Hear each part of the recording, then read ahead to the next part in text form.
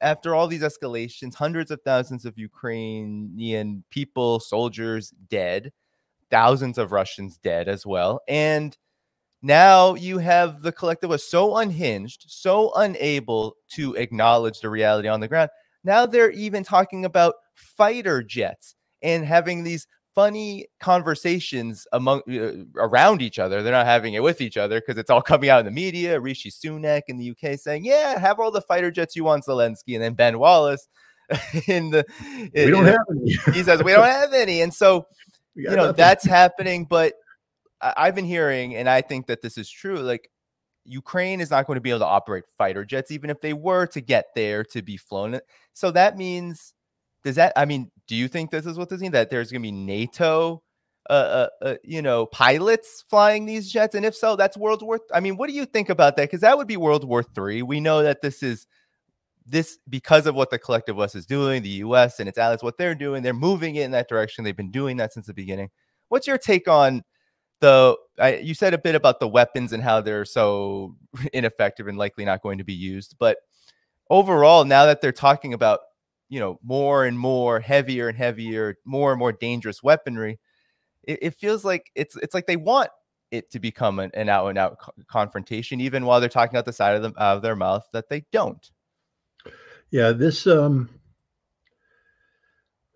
first of all, let's understand the following thing. And I can speak to this because even though I'm not a pilot, big hint, glasses. I am a naval aviator. I was trained as what they call a naval aerial observer. I flew in the back seat of OV-10 aircraft, OA-4 aircraft, and these were dual control aircraft. So we learned how to land them. It was important to learn how to land them because the ejection seats were that if, let's say, the pilot got knocked unconscious, I would eject, but because I'm ejecting from the rear, the pilot would not eject. Only if the pilot ejected, we both went out. But if I ejected, the pilot stayed. The pilot's like, hey, that means I die. So I'd like to teach you how to land this airplane so you don't eject and kill me. So, I've got a little bit of knowledge about aircraft and flying them, etc. I never flew them in combat, thank goodness, because nobody should ever want to go to combat. But it's not easy to fly an airplane. Yeah, you can remember it's not just taking off. Yeah, you can learn how to take off. It's not just turning left, turning right, climbing, lowering, and then landing. That's just basic stuff. That's airplane 101. Now you've got to learn how to maneuver. You've got to learn important things like airspeed. As you do a certain maneuver, you're bleeding off your airspeed. You have to be aware of where you are vis-a-vis the other aircraft orientation. You have to be aware of weapon systems, so that when you do a certain maneuver, if you bleed off the airspeed and he has altitude, he can continue and he will come in and he will kill you every single time. You have to be cognizant of this the whole time. And that isn't even something you get in training. That gets from doing it over and over and over and over again till it becomes second nature.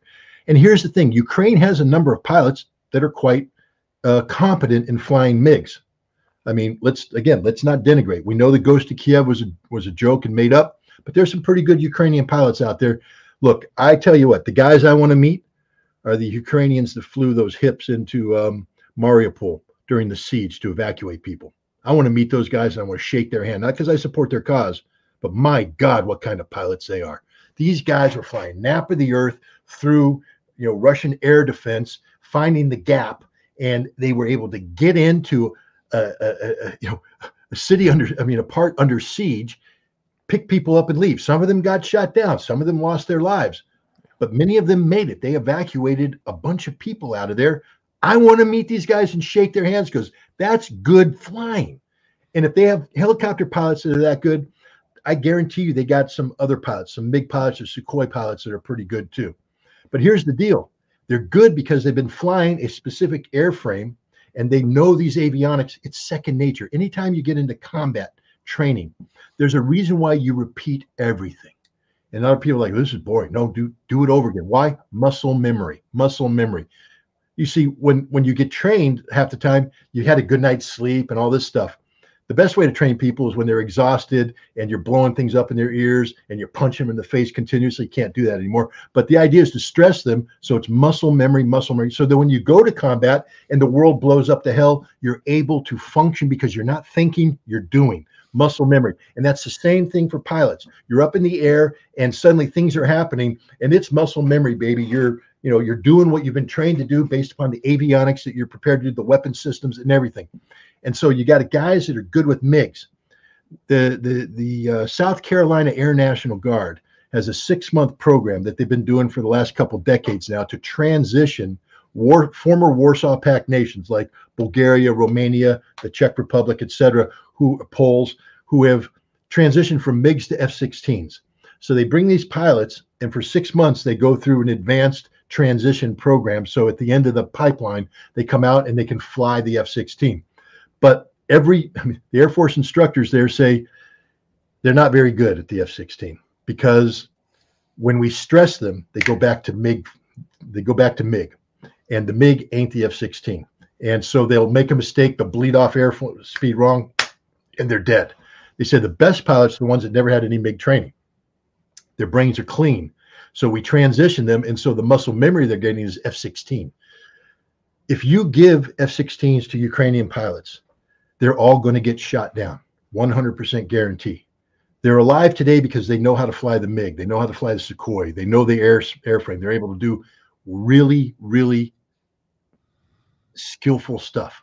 The fact that these guys are still flying this long into a war where Russia has so much superiority tells you these are good pilots.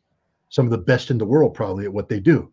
Again, those helicopter pilots, I want to meet them because, my God, I just want to shake the hand of a pilot that can pull that off. That's good stuff. And I'm sure there's a couple of these Ukrainian pilots that I'd like to meet. Now, again, I don't support their cause, but I have to respect skill when you see it. And these guys are good, but they can't fly the F-16.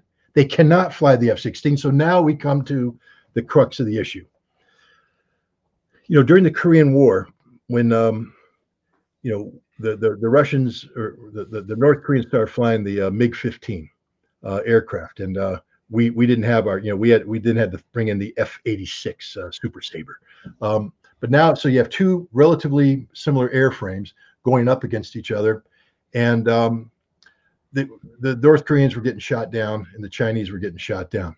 So they stiffened them up by bringing in Soviet pilots, and the Soviet pilots were in there flying combat missions, and they're pretty good because that's their airframe. They know it.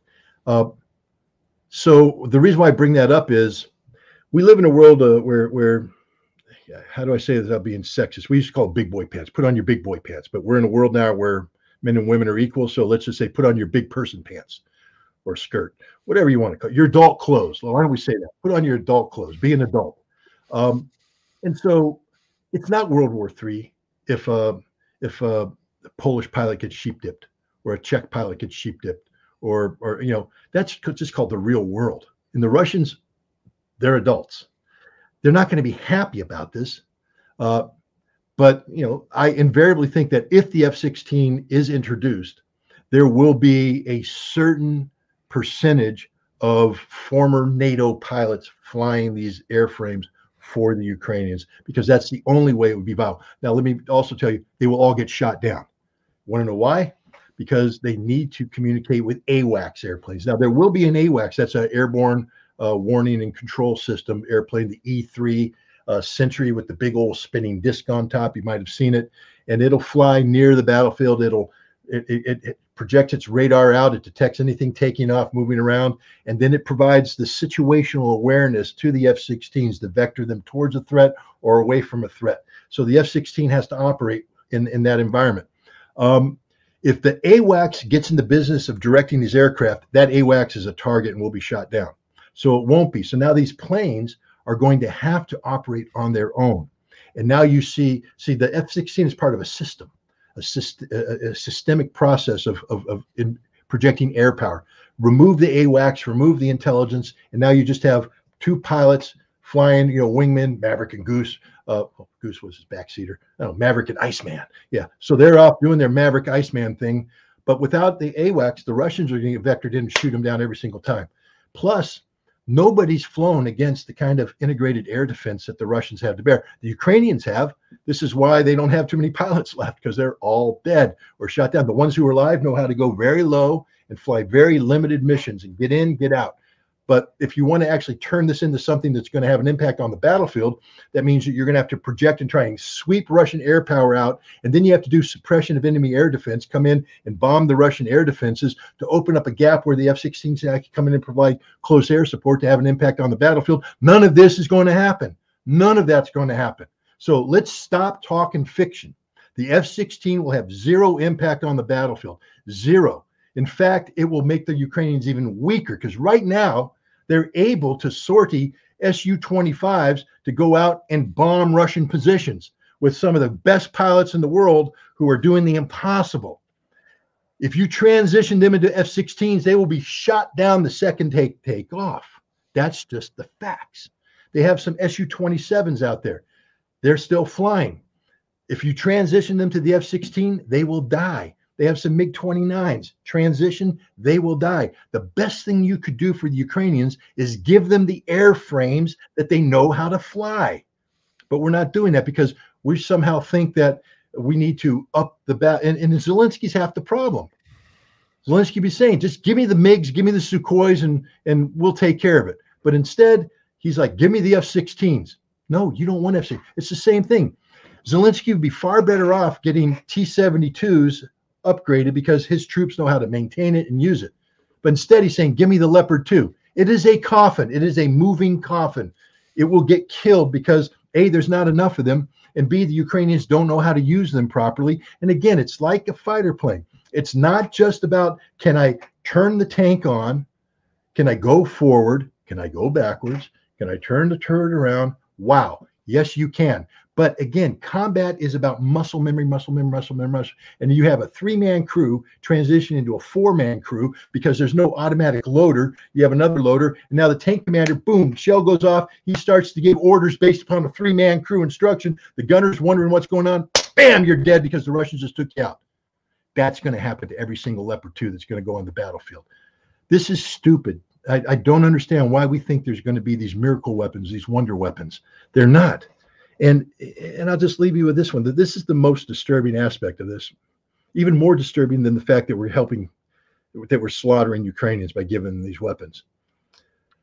The Germans are providing Leopard 2 tanks to Ukraine. I want everybody to chew on that for a second. Because, look, I'll get a little personal here, because this is personal. And it should be personal for every American who had a relative fight in World War II. I had an uncle, and he went across the Normandy beach about D+4.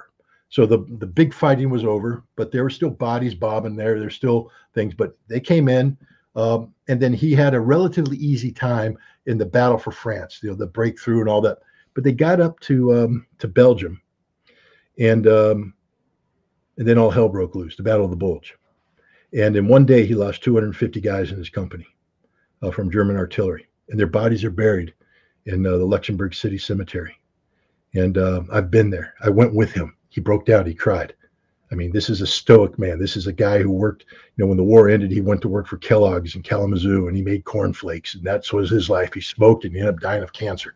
But, but you wouldn't have known that he had been to World War II. But he had asked when he came to visit us in Germany, he said, could you show me these things? And we took him there. When he came to the place where the 88s took out the trucks carrying his men, he fell to his knees and he just cried like a baby.